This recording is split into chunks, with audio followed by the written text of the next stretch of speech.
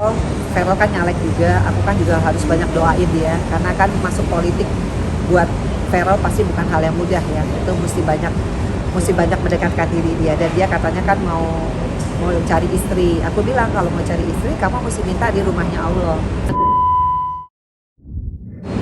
Oke, di balik masalah ini, Ata yang selalu mensupport. Nah, mungkin perasaannya gimana sih selama ini gitu ya? Iya. Akhirnya juga beres Iya. kan. 8 bulan bukan waktu yang singkat ya untuk bisa memperjuangkan kasus hukum, KDRT, termasuk urusan perceraian. Tapi yang aku dapat hikmahnya adalah betapa Allah itu mencintai aku, dengan masalah-masalah ini membuat aku jauh lebih dekat sama Allah. Ibadah aku terutama, karena itu adalah bentuk cinta aku sama Allah. Melalui sentilan KDRT ini aku benar-benar belajar banyak bagaimana aku bisa di dunia ini selamat dunia akhirat ya, karena aku tugasnya hanya cari bekal aja, bukan cari cintanya manusia, even though itu suami. Karena itu bisa ada, bisa enggak. Suami itu bisa baik, bisa juga enggak.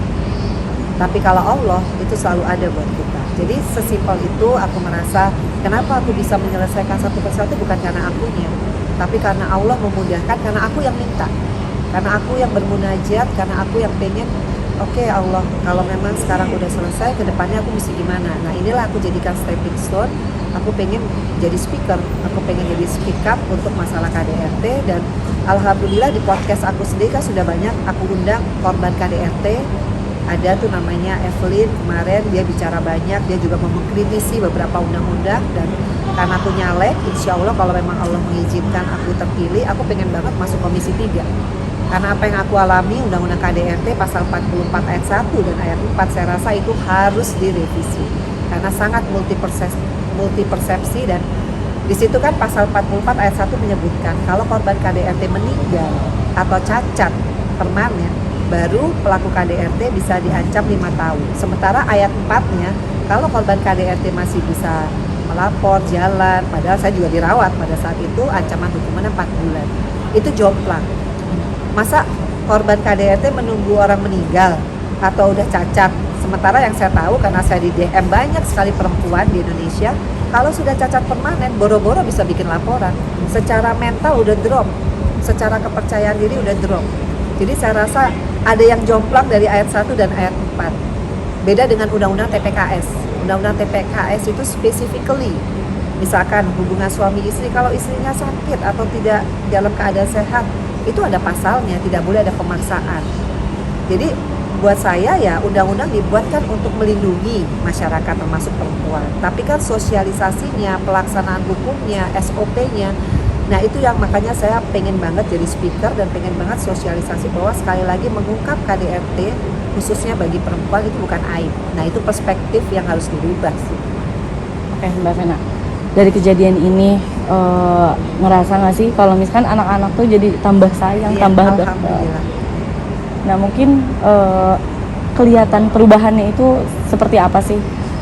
Iya, contoh yang paling sederhana waktu aku di KDRT di bulan Januari itu yang namanya Atala tuh yang paling anak yang paling gak berekspresif lah gitu ya. Tapi pada saat dia tahu gitu ya, waktu itu kan yang nungguin aku bikin LP di Polda Jawa Timur kan Atala. Dan aku lihat banget dia nungguin aku di rumah sakit berhari-hari. Vero kan baru dari Jepang soalnya kan.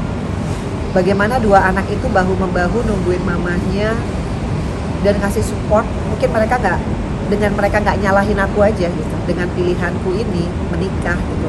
Itu udah bersyukur banget. Kan bisa aja mereka malu, mereka nggak mau dekat sama aku, tambah nggak dekat mungkin bisa aja. Tapi kan ini Allah benar-benar menjadikan kasus ini ya stepping stone kembalinya Vero dan Atala. Apapun itu ya lebih respect kepada aku, lebih sayang. Dengan kejadian ini, trauma nggak sih untuk menjalin hubungan baru gitu?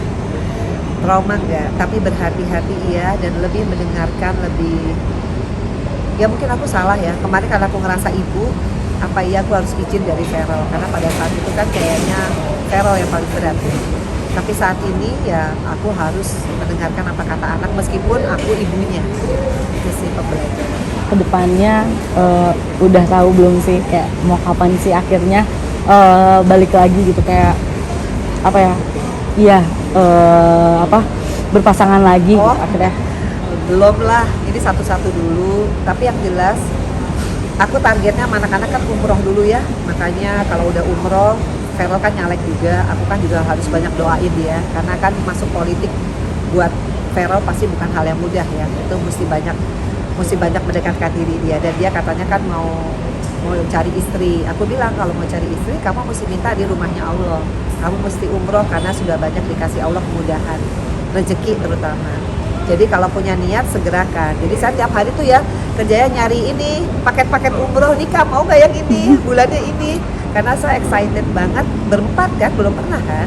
Ini pertama kali. Rencana di bulan apa? Oktober insya Allah. Oktober.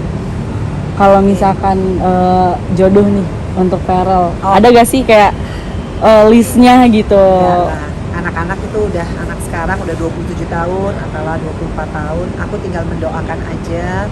Doa seorang ibu insya Allah dijabah sama Allah. Dan aku memang kedepannya ini hanya prioritas berbuat hal-hal yang bermanfaat aja. Kayak tadi jadi speaker.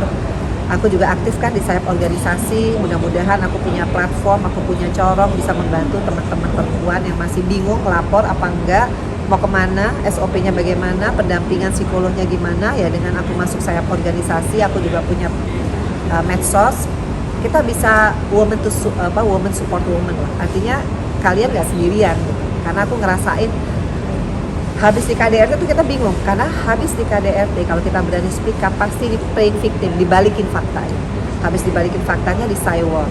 Habis di cywar di penggiringan opini. Mentalnya kuat nggak ngadepin itu semua. Tapi kalau kita woman support woman, insya Allah ini jadi gerakan nasional ya. Supaya perempuan Indonesia tuh tahu bahwa ya ini KDRT ini harus dilaporkan, nggak bisa enggak. Itu aja sih.